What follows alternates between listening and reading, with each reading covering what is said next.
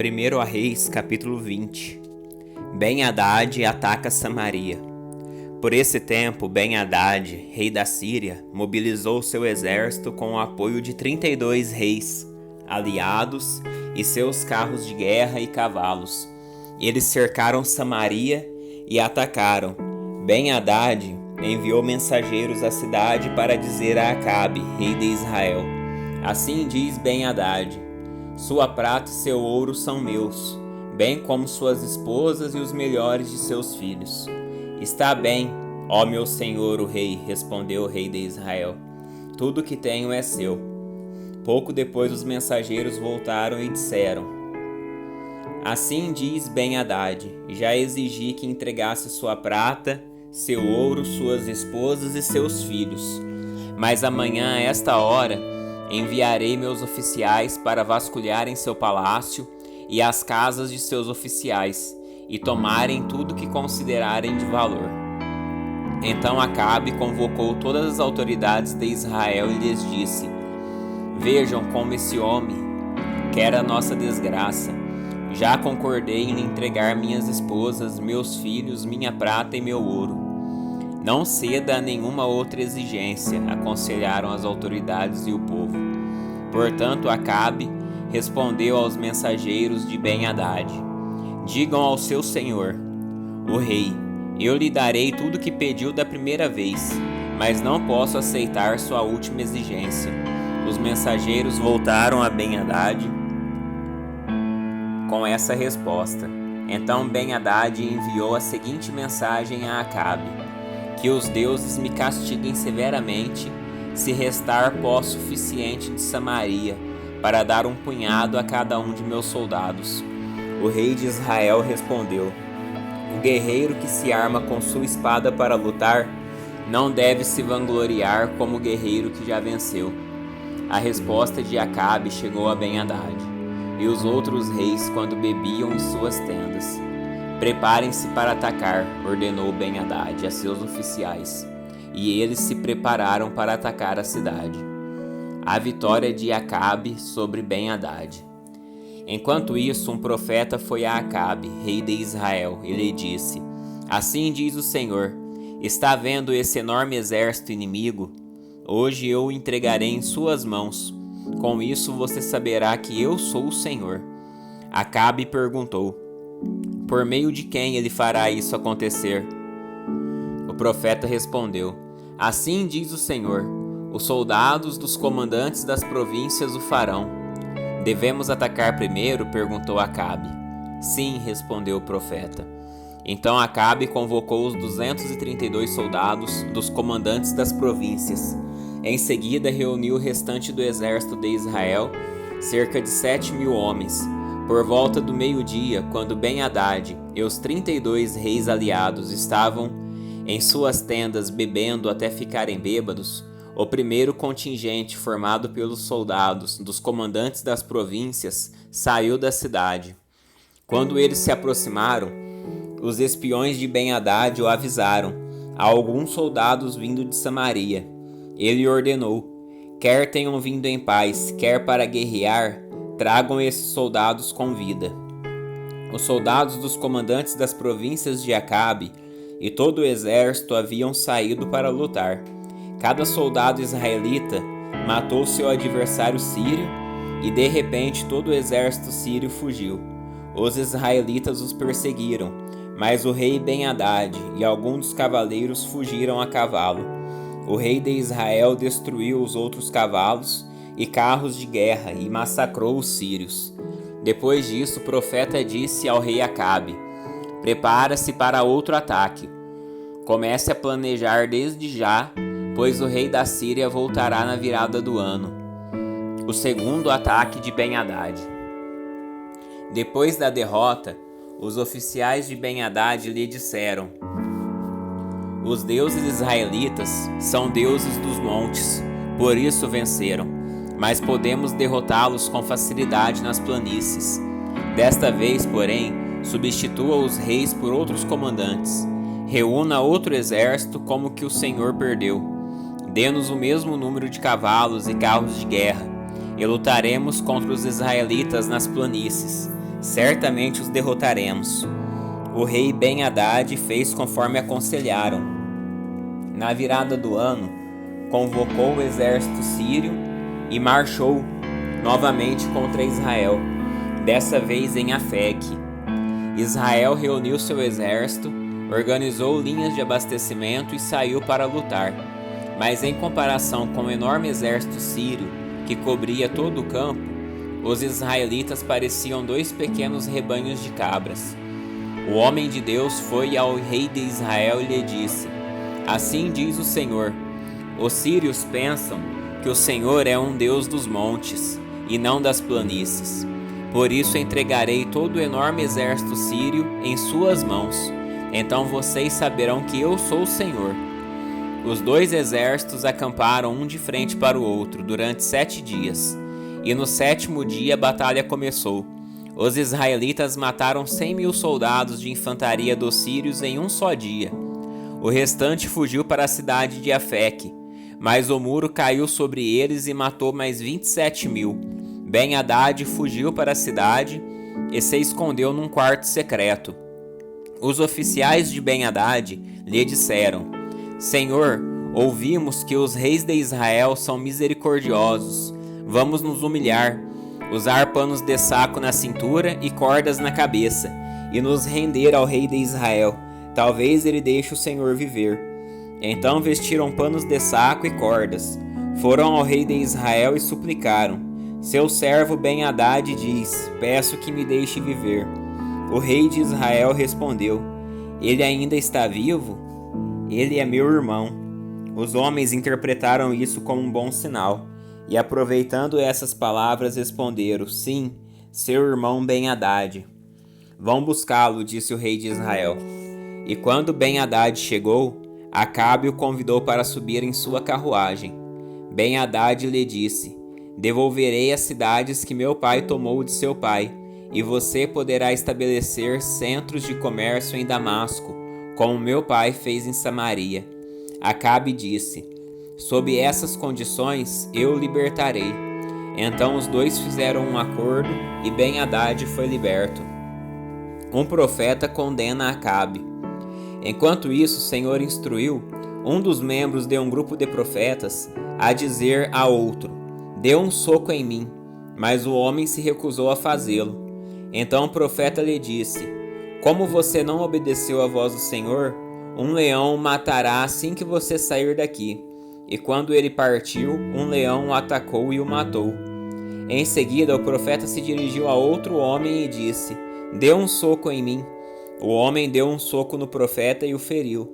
O profeta colocou uma faixa de pano sobre os olhos para se disfarçar e esperou pelo rei junto à estrada. Quando o rei ia passando, o profeta gritou: Eu, seu servo, estava no meio da batalha acirrada, quando de repente alguém me trouxe um prisioneiro e disse: Vigie este homem. Se ele escapar, você morrerá ou pagará uma multa de 35 quilos de prata. Contudo, enquanto eu estava ocupado fazendo outra coisa, o prisioneiro desapareceu. A culpa é sua, respondeu o rei. Você mesmo pronunciou sua condenação. Então, sem demora, o profeta tirou a faixa dos olhos, e o rei de Israel reconheceu que era um dos profetas. O profeta lhe disse: Assim diz o Senhor, uma vez que você poupou o homem que havia ordenado que fosse destruído, você deve morrer em lugar dele, e seu povo em lugar do povo dele. O rei de Israel foi para casa em Samaria, indignado e aborrecido. 1 Reis capítulo 21. A videira de Nabote. Naquela época, um homem chamado Nabote, de Jezreel, possuía um vinhedo que ficava ao lado do palácio de Acabe, rei de Samaria. Certo dia, Acabe disse a Nabote: Como sua videira fica tão próxima do meu palácio, quero comprá-la para fazer uma horta. Em troca, darei a você uma videira melhor, ou se preferir, pagarei o valor em dinheiro. Nabote, porém, respondeu: O Senhor me livre de lhe entregar a herança que recebi de meus antepassados. Então Acabe foi para casa indignado e aborrecido, por causa da resposta de Nabote. O rei foi deitar-se, virou o rosto e não quis comer. Qual é o problema? Perguntou sua esposa Jezabel. Por que você está tão aborrecido que nem quer comer? Acabe respondeu: Pedi a Nabote de Jezreel que me vendesse sua videira ou que a trocasse por outra, mas ele não quis. Afinal, você é o rei de Israel ou não é? Disse Jezabel. Levante-se e coma alguma coisa, e não se preocupe com isso. Conseguirei para você a videira de Nabote. Então ela escreveu cartas em nome de Acabe, selou-as com o selo do rei e as enviou para as autoridades e outros líderes da cidade onde Nabote morava.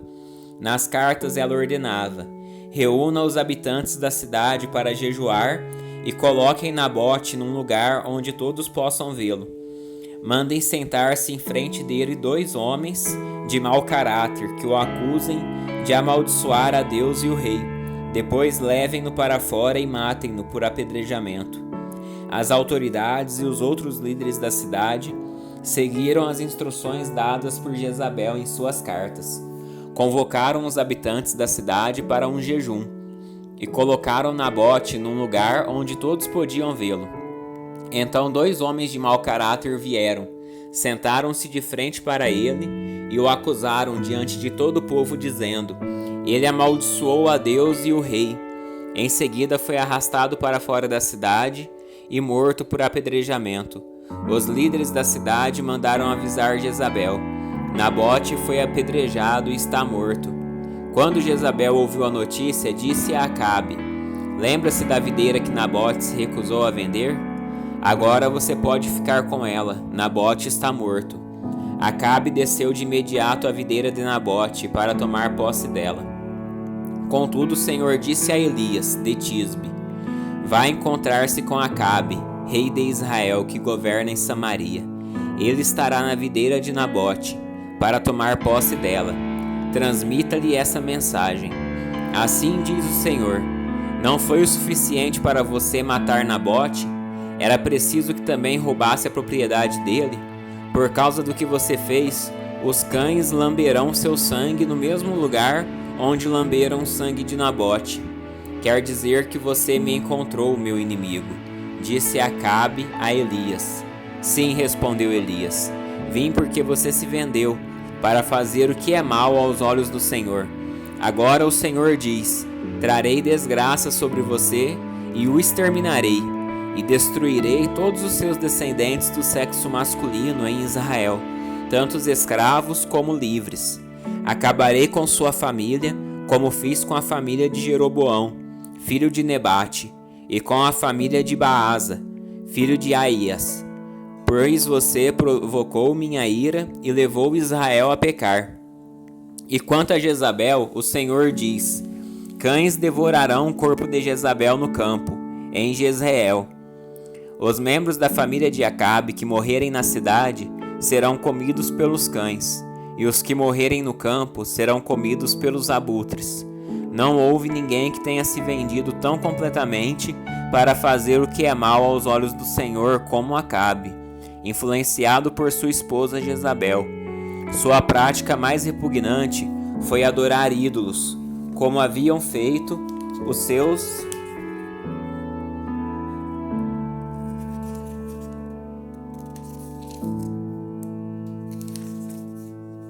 os amorreus, povo que o Senhor tinha expulsado de diante dos israelitas. Quando Acabe ouviu essa mensagem, rasgou suas roupas, vestiu-se de pano de saco e jejuou.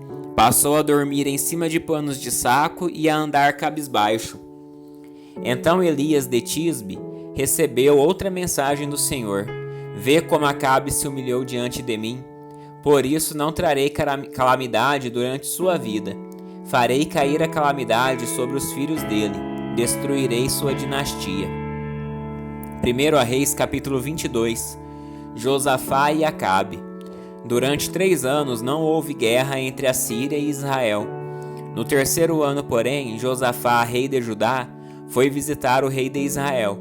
Durante a visita, o rei de Israel disse a seus oficiais: não sabem que a cidade de Ramote de Gileade nos pertence? e no entanto não fizemos coisa alguma para retomá-la do rei da Síria. Então se voltou para Josafá e perguntou: Você se juntará a mim na batalha para reconquistar Ramote de Gileade? Josafá respondeu ao rei de Israel: Claro que sim. Você e eu somos como um só. Meus soldados são seus soldados, e meus cavalos são seus cavalos. E acrescentou: Antes, porém, consulte o Senhor. Então o rei de Israel convocou os profetas, cerca de 400 no total, e lhes perguntou: Devo ir à guerra contra Ramote de Gileade ou não? Todos eles responderam: Sim, deve. O Senhor entregará o inimigo nas mãos do rei. Josafá, porém, perguntou: Acaso não há aqui um profeta do Senhor? Devemos consultá-lo também. O rei de Israel perguntou a Josafá: Há mais um homem que pode consultar o Senhor para nós, mas eu o odeio, pois nunca profetiza nada de bom a meu respeito, só coisas ruins. Chama-se Micaias, filho de Imlá. O rei não devia falar assim, respondeu Josafá. Então o rei de Israel chamou um de seus oficiais e disse: Traga Micaias, filho de Imlá, rápido. Micaias profetiza contra Acabe. Vestidos com seus trajes reais, o rei de Israel e Josafá, rei de Judá, estavam sentados cada um em seu trono na eira, junto à porta de Samaria. Todos os profetas estavam profetizando diante deles. Um dos profetas, Zedequias, filho de Kenaná, fez chifres de ferro e declarou: Assim diz o Senhor, com esses chifres o rei ferirá os sírios até a morte. Todos os outros profetas concordaram, dizendo: Sim, suba a Ramote de Gileade e seja vitorioso, pois o Senhor a entregará nas mãos do rei. Enquanto isso, o mensageiro que foi buscar Micaias lhe disse: Veja, todos os profetas prometem vitória para o rei. Concorde com eles e também prometa sucesso. Micaias, porém, respondeu: Tão certo como vive o Senhor, direi apenas o que o Senhor ordenar. Quando Micaias chegou, o rei lhe perguntou: Micaias, devemos ir à guerra contra Ramote de Gileade ou não? Micaias respondeu: Sim, suba e será vitorioso, pois o Senhor a entregará nas mãos do rei. Mas o rei disse: Quantas vezes preciso exigir que diga somente a verdade quando falar em nome do Senhor? Então Micaias respondeu: Vi todo Israel espalhado pelos montes, como ovelhas sem pasto. E o Senhor disse: Seu líder foi morto. Mande-os para casa em paz. O rei de Israel disse a Josafá: Não falei? Ele nunca profetiza nada de bom a meu respeito, mas somente coisas ruins. Micaias prosseguiu: Ouça o que o Senhor diz. Vi o Senhor sentado em seu trono, com todo o exército do céu ao redor, à sua direita e à sua esquerda. E o Senhor perguntou: Quem enganará Acabe para que vá à guerra contra Ramote de Gileade e seja morto ali? Houve muitas sugestões, até que por fim um espírito se aproximou do Senhor e disse: Eu o enganarei. De que maneira? Perguntou o Senhor. E o espírito respondeu: Sairei e porei um espírito mentiroso na boca de todos os seus profetas. O Senhor disse: Você conseguirá enganá-lo. Como vê, o Senhor pôs um espírito mentiroso na boca de todos os seus profetas, pois o Senhor decretou sua desgraça. Então Zedequias, filho de Kenaná, se aproximou de Micaias e lhe deu uma bofetada. Como foi que o Espírito do Senhor me deixou para falar com você? Perguntou ele. Micaias respondeu: Você descobrirá em breve, quando tentar se esconder em algum quarto secreto. Então o rei de Israel ordenou: Prendam Micaias e levem-no de volta a Amon, governador da cidade, e ao meu filho Joás, com a seguinte ordem: Ponham este homem na prisão e deem-lhe apenas pão e água até que eu volte da batalha em segurança. Micaias, porém, respondeu: Se voltar em segurança, significará que o Senhor não falou por meu intermédio. E acrescentou aos que estavam ao redor: Todos vocês prestem atenção a minhas palavras. A morte de Acabe. Então o rei de Israel e Josafá, rei de Judá, levaram seus exércitos para atacar Ramote de Gileade. O rei de Israel disse a Josafá: quando entrarmos no combate, usarei um disfarce para que ninguém me reconheça, mas você vestirá seus trajes reais. O rei de Israel se disfarçou e os dois foram à batalha. Enquanto isso, o rei da Síria tinha dado as seguintes ordens aos 32 comandantes dos carros de guerra: ataquem somente o rei de Israel, não lutem contra ninguém mais. Quando os comandantes dos carros de guerra dos sírios viram Josafá em seus trajes reais, foram atrás deles. É o rei de Israel, disseram. Contudo, quando Josafá gritou, os comandantes dos carros perceberam que não era o rei de Israel e pararam de persegui-lo. Então um soldado sírio disparou uma flecha ao acaso e acertou o rei de Israel entre as juntas da armadura. Dê a volta e tire-me daqui, exclamou Acabe para o condutor de seu carro. Estou gravemente ferido. A batalha, cada vez mais violenta, prosseguiu durante todo o dia, e o rei permaneceu em pé, apoiado em seu carro, de frente para os sírios. O sangue de seu ferimento escorria para o piso do carro, e ao entardecer ele morreu. Quando o sol se punha, um clamor se espalhou entre seus soldados: estamos perdidos, voltem para suas casas. Assim o rei morreu, e seu corpo foi levado para Samaria e sepultado ali.